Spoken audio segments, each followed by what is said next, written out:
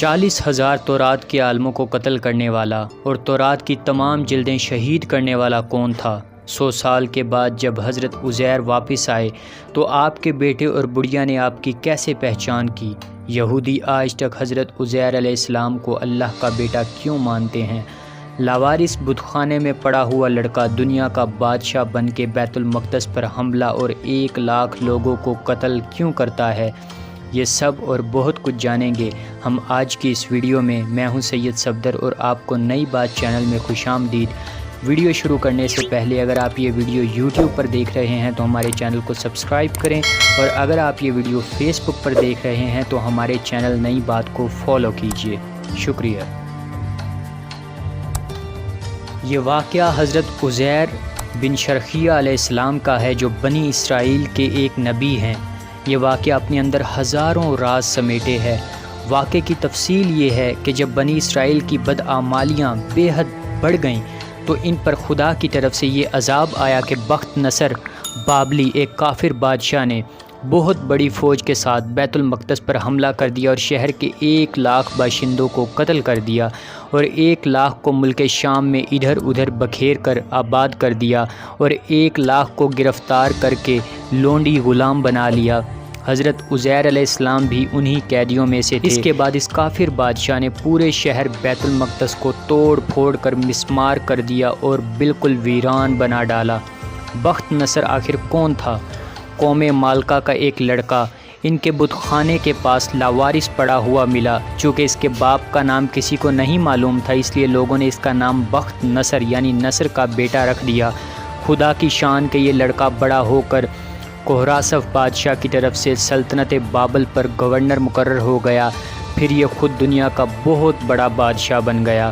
کچھ دنوں کے بعد حضرت عزیر علیہ السلام جب کسی طرح بخت نصر کی قید سے رہا ہوئے تو ایک گدھے پر سوار ہو کر اپنے شہر بیت المقدس میں داخل ہوئے۔ اپنے شہر کی ویرانی اور بربادی دیکھ کر ان کا دل بھر آیا اور وہ رو پڑے۔ چاروں طرف چکر لگایا مگر انہیں کسی انسان کی شکل نظر نہیں آئی۔ ہاں یہ دیکھا کہ وہاں کے درختوں پر خوب زیادہ پھل آئے ہیں جو پک کر تیار ہو چکے ہیں، مگر کوئی ان پھلوں کو توڑنے والا کھانے والا نہیں ہے۔ یہ منظر دیکھ کر نہایت ہی حسرت افسوس کے ساتھ بے اختیار آپ کی زبان مبارک سے یہ جملہ نکل پڑا کہ انا یحیی ھذہ اللہ بعد موتھا، یعنی اس شہر کی ایسی بربادی اور ویرانی کے بعد بھلا کس طرح اللہ تعالیٰ پھر اس کو آباد کرے گا؟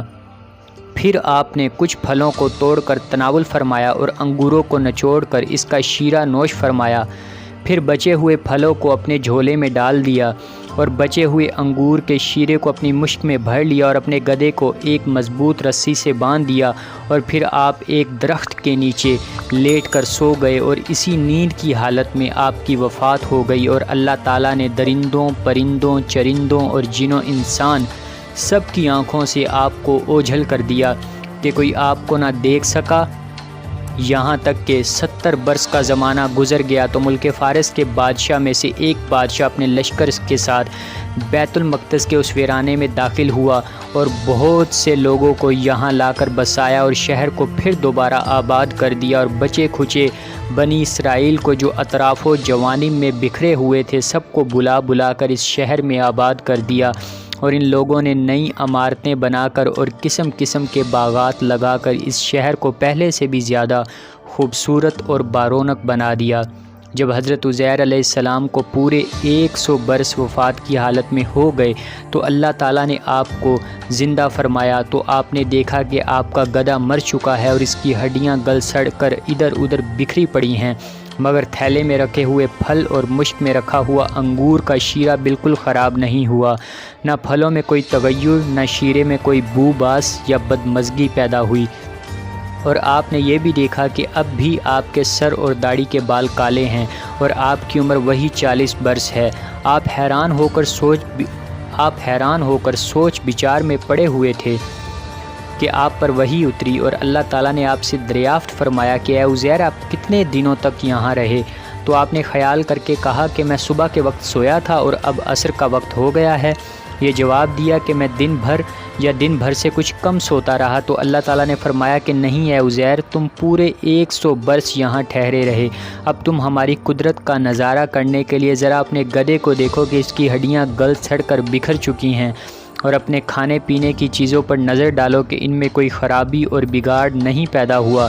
پھر ارشاد فرمایا کہ اے عزیر، اب تم دیکھو کہ کس طرح ہم ان ہڈیوں کو اٹھا کر ان پر گوشت پوست چڑھا کر اس گدھے کو زندہ کرتے ہیں۔ چنانچہ حضرت عزیر علیہ السلام نے دیکھا کہ اچانک بکھری ہوئی ہڈیوں میں حرکت پیدا ہوئی، اور ایک دم تمام ہڈیاں جمع ہو کر اپنے اپنے جوڑ سے مل کر گدھے کا ڈھانچہ بن گیا، اور لمحہ بھر میں اس ڈھانچے پر گوشت پوست بھی چڑھ گیا، اور گدھا زندہ ہو کر اپنی بولی بولنے لگا۔ یہ دیکھ کر حضرت عزیر علیہ السلام نے بلند آواز سے یہ کہا، اعلم ان اللہ علی کل شیء قدیر۔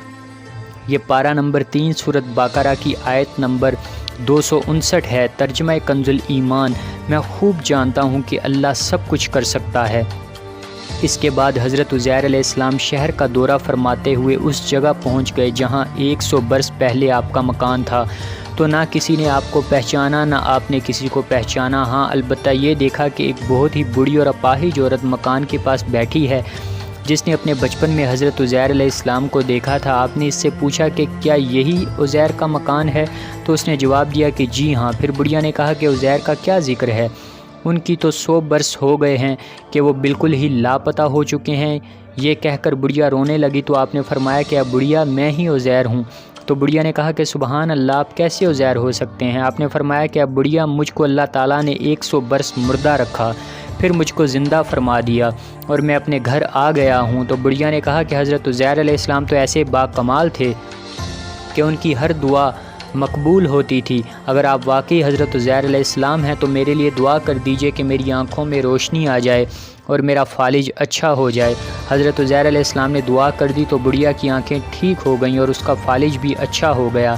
پھر اس نے غور سے آپ کو دیکھا تو پہچان لیا اور بول اٹھی کہ میں شہادت دیتی ہوں کہ آپ یقیناً حضرت عزیر علیہ السلام ہی ہیں۔ پھر وہ بڑھیا آپ کو لے کر بنی اسرائیل کے محلے میں گئی۔ اتفاق سے وہ سب لوگ ایک مجلس میں جمع تھے اور اسی مجلس میں آپ کا لڑکا بھی موجود تھا جو 118 برس کا ہو چکا تھا، اور آپ کے چند پوتے بھی تھے جو سب بوڑھے ہو چکے تھے۔